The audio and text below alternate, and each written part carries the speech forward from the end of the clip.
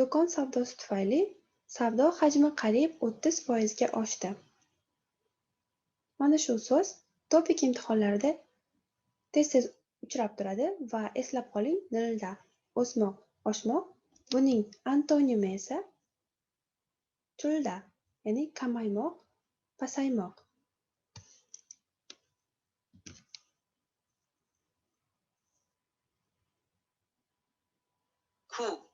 바꾸다. 여기서 한국 돈을 일본 돈으로 바꿀 수 있어요? Pakkuda o'zgartirmoq, ayirboshlamoq. Bu yerda koreys pulini yapon puliga almashtirsa bo'ladimi?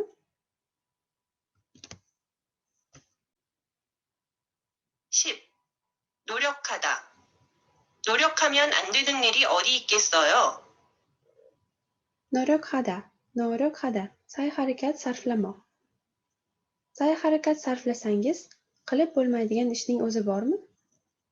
No'riq, urinish, sa'y-harakat.